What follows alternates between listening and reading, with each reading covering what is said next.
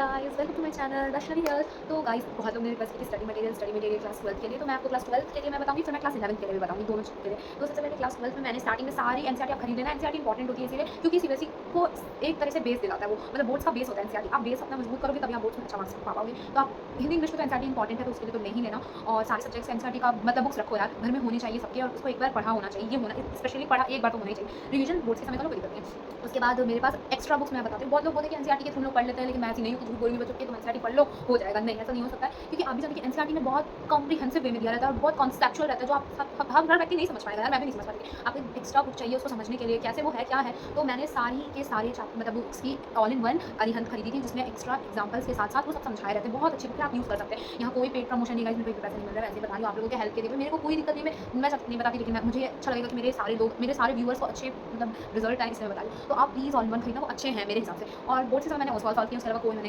Extra question bank या फिर कोई पीवाईक्यू सॉल्व नहीं किया, बस मैंने एक सैम्पल पेपर की बुक खरीदी, वही सॉल्व किया, मेरा वैसे परसेंटेज आ गए। और उसके बाद फिर मैं बताती हूँ, हिंदी में तो मैंने सिर्फ एनसीईआरटी और इंग्लिश में एनसीईआरटी, उसके बाद ऑल इन वन उसका आता है बुक। तो उसमें सब कॉम्प्रिहेंसिव जितना भी है ना, उसको एकदम बड़े बड़े में बना के एकदम अच्छे से समराइज वे में एकदम अच्छे से हिंदी का एक गद्यांश पद्यांश जो भी सब एकदम अच्छे से बनाया है। इंग्लिश में भी प्रोज और पोम्स भी सब एकदम अच्छे से एक्सप्लेन किया है। और उसके बाद फिर मैंने अकाउंट्स में टीएस गरिवान हमारे स्कूल में चलती थी गाइस, वो बहुत अच्छी है। मैंने अपने आप को पूरी इलस्ट्रेशन एग्जाम जितने भी चीज़ है इलस्ट्रेशन से लेकर क्वेश्चन तक हर सॉल्व किया, और उसके पीछे भी जो क्वेश्चन बैंक दिया रहता है ना, 2-3 वो भी सॉल्व किया था। वो भी बहुत अच्छा है, वो आप देख लेना, वो बहुत अच्छी बुक है। उसके प्रीवियस ईयर भी उसके पीछे रहते हैं, ठीक है, वो भी बहुत अच्छे हैं। वो सब सॉल्व कर लेना, वो बहुत अच्छी है। टीएस गरिवाल डी के पास है, वो भी अच्छी है गाइस। मैं नहीं बोलूँगी कि आपके पास डी के तो स्टैंड नहीं, वो भी बहुत अच्छी है, वो भी आप सकते हैं। फिर आती है बीएसटी की बारी।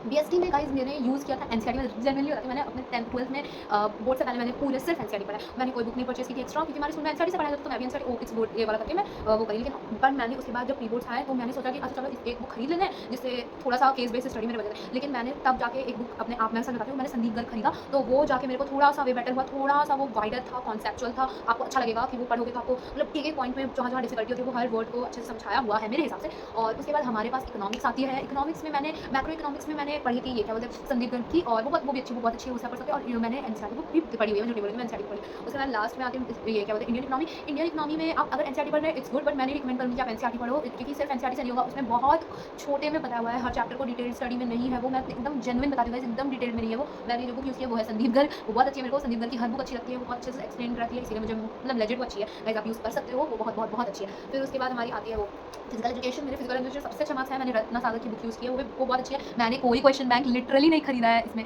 सबके पास मतलब मैंने सिर्फ 5 सब्जेक्ट्स के क्वेश्चन बैंक खरीदे, और मेरे फिजिकल में क्वेश्चन बैंक नहीं खरीदे थे गाइस। सोचो मेरे, और बच्चा पेपर आया मतलब, तो मैं बोली भाई मैंने सारे क्वेश्चन जानते हैं यार। बहुत लोगों को बोला ये क्या है, ये कहाँ से, मतलब नहीं, रत्ना सागर में सब अच्छे से बताया हुआ क्वेश्चन उसमें पीछे दिए हुए, और लेजेंड में बताऊँ कि वैसे ही क्वेश्चन आते हैं एकदम बोर्ड्स में, जैसे रत्ना सागर में दिया था एनईपी मतलब न्यू एजुकेशन पॉलिसी के अनुसार वो है, इसीलिए वो आप फॉलो करो, अच्छी बुक है। एनसीईआरटी मैंने नहीं खरीदी थी उसकी, और सारे सब्जेक्ट की मैंने एनसीईआरटी पढ़ी है। उसके अलावा क्लास 11 की भी मैं आपको बता देती हूँ, वो बहुत मतलब छोटे में मैं बताती हूँ, क्योंकि उसकी एक अलग वीडियो मेरे हिसाब से बननी चाहिए थी, लेकिन मैं इसमें बता देती हूँ। 11th क्लास की मैंने सबसे पहले मैंने इंग्लिश और हिंदी उसको सिर्फ एनसीईआरटी से पढ़ी, क्योंकि मेरे को लगा कि इसमें क्या जरूरत है, 11th क्लास में फोकस वही करता नहीं है, मैंने तो नहीं किया था भाई। लेकिन 11th क्लास में मेरे अच्छे परसेंटेज आए थे, ऐसा नहीं है। 11th क्लास में मैंने हिंदी इंग्लिश में सिर्फ एनसीईआरटी से पढ़ा, और स्कूल के नोट्स बनाती थी, उससे ही कवर अप किया। अगर आपको नोट्स चाहिए तो प्लीज़ नोट्स लिख दो, मैं दे दूँगी। मेरे पास अभी भी 11th के नोट्स पड़े हुए हैं। फिर उसके बाद ये इकोनॉमिक्स और बीएसटी और अकाउंट्स में मैंने टीएससी गरिवाल यूज़ किया। मेरे पास अभी भी टीएस गरिवाल की डबल एंट्री रखी हुई है भाई, वो बहुत अच्छी बुक है, आप लोग यूज़ करो, डबल एंट्री बुक बहुत बहुत अच्छी। और उसके बाद वो क्या बोलते हैं, बीएसटी और इकोनॉमिक्स दोनों में मेरे पास ये संदीप गर्ग थी, दोनों में संदीप गर्ग थी। और इकोनॉमिक्स में मेरे पास माइक्रो इकोनॉमिक्स में एग्जाम आइडिया था, और स्टैटिस्टिक्स थी मेरी, स्टैटिस्टिक्स में मेरी संदीप गर्ग थी, अच्छी थी गाइस। वो मेरे को पर्सनली संदीप गर्ग अच्छी लगती है, इसलिए मैंने वो खरीदा हुआ। और स्कूल में तो एनसीईआरटी चलता ही है, तो वो तो अलग से मैंने खरीदा ही हुआ था, एनसीईआरटी भी पढ़ा था। वैसे आपको चाहिए कोई और सब्जेक्ट का, मैं उसमें वीडियो बनाऊंगी, मेरे फ्रेंड्स से उससे पूछिए जिनके अच्छे परसेंटेज आए कि कौन सी सोर्सेज आप यूज़ करें। और मतलब मैं उन लोगों को भी चाहती हूँ कि साइंस स्ट्रीम हो या ह्यूमैनिटीज़ हो, तो उन लोगों को भी पता चले भाई उन लोगों के लिए कौन सी अच्छी बुक्स है और क्या चाहिए उन लोगों को बच्चों को, क्योंकि मैं भी बहुत ज़्यादा रिसोर्स देखती हूँ, और सोचते हैं कि ये बुक अच्छी है, ये बुक अच्छी है, ये बुक है, कोई ये बताता है, कोई वो बताता है। लेकिन जेन्युइनली बता रही थी, मैंने जो पढ़ा है मैं आपको वही बता रही हूँ। बहुत अच्छी बुक्स है ये, और अगर आप ज़्यादा पैसे नहीं लगेंगे, बजट के अंदर है, और उतना खर्च करने की कोई जरूरत नहीं। एनसीईआरटी हर बुक का मतलब अपना अपना प्राइस होता है, 129 मैक्सिमम एकदम जाता है, तो 300 जाता है हर पर बुक का, उससे ज़्यादा नहीं जाता है। और मैं बता दूँ कि 11th में एक बुक है अकाउंट्स की, और इसमें 3 बुक है 12th में, तो आप बच्चे डरना मत। 12th इज़ ईजी, अच्छा है, कोई डरने की बात नहीं है, बहुत अच्छी है। मेरे को इकोनॉमिक्स मतलब मेरा फेवरेट सब्जेक्ट था 12th क्लास में, तो वो अच्छे से पढ़ना, मतलब वो बहुत अच्छा सब्जेक्ट है, तो आप उस पर अच्छे से फोकस करना, और उसमें भी ज़्यादा मार्क्स आते हैं। इकोनॉमिक्स बहुत अच्छा सब्जेक्ट है, उसमें फुल मार्क्स आ सकते हैं, अकाउंट्स में फुल मार्क्स आ सकते हैं, तो इन दोनों सब्जेक्ट में फोकस करो कि उसमें अच्छे मार्क्स आए।